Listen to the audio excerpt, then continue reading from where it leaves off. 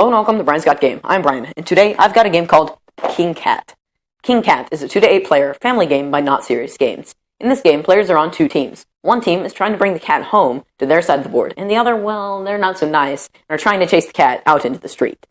Players take turns rolling the cat die, because cats do whatever they want, and then play cards from their hand. There are two types of cards, movement and super cards. Movement cards are used to move the cat to one side of the board or the other, and super cards are used to mix up gameplay. Discard, steal, draw two, etc.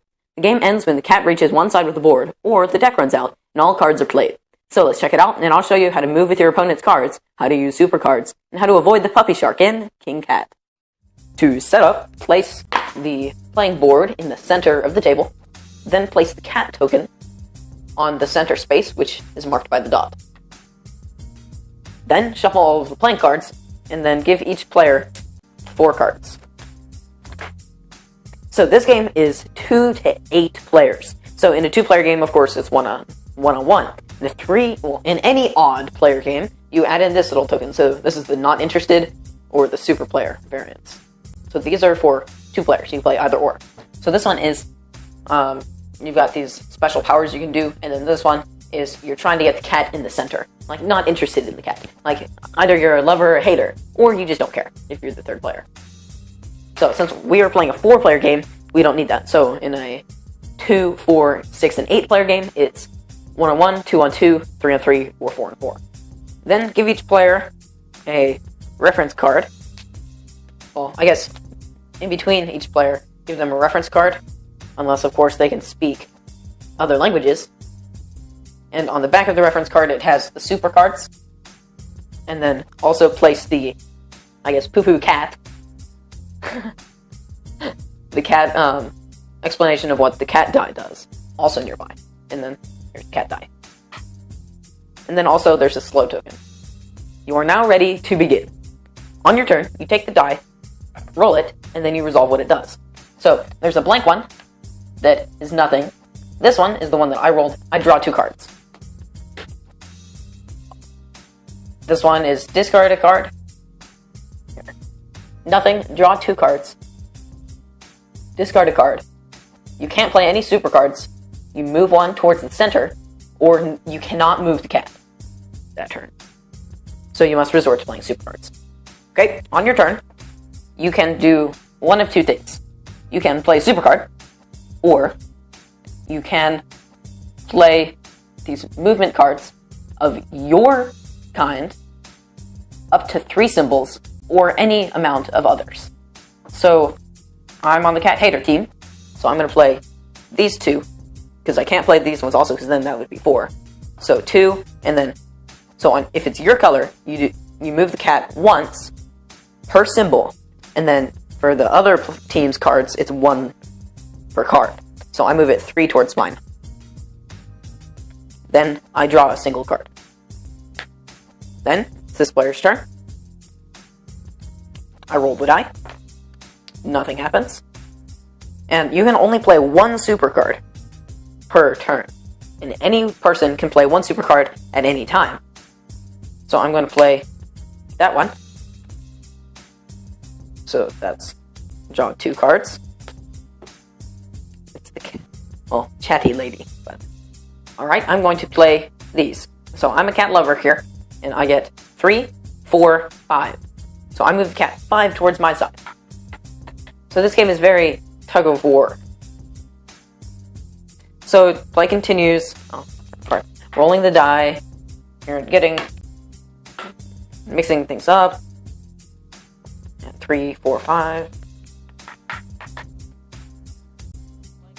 Play continues until either the cat reaches either side of the board, in front of the car, or back into his loving home, or the deck runs, well, not the deck runs out, until there are no cards that players can now play.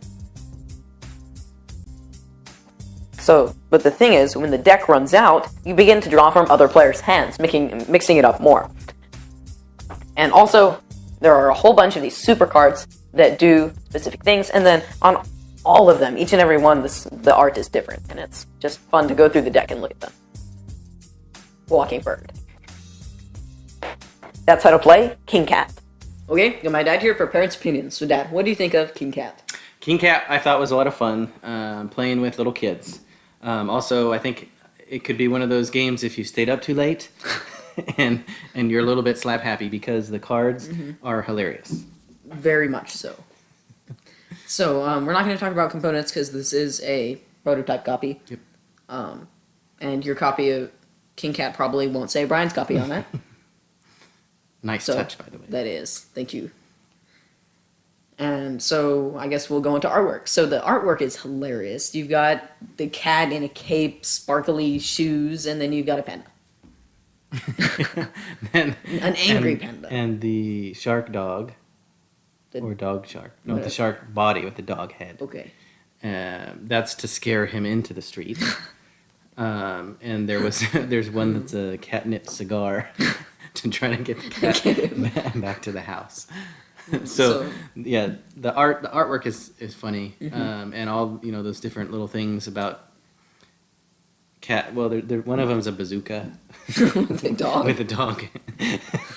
So some people like cats, some people don't like cats, and so and then there's the people who don't care variant.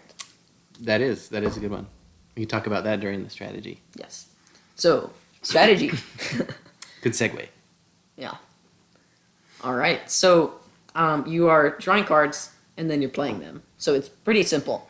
And sometimes, basically, the harder decisions is, do I play the super card? Well, you got to play the super card and your hand, unless you can't play super cards using the die. So basically, you just kind of play what you got. Probably the hardest decision is who to steal from. Yeah, so I would say that this is a very luck-based game because you have a die, and so that's luck of the roll there, and then also luck of the draw in terms of what cards you get. Sometimes, like if you're on the cat lover team, you might keep drawing cat hater cards. Well, that's good. In a sense, you're right, because you can them. play them, but you only get to move one.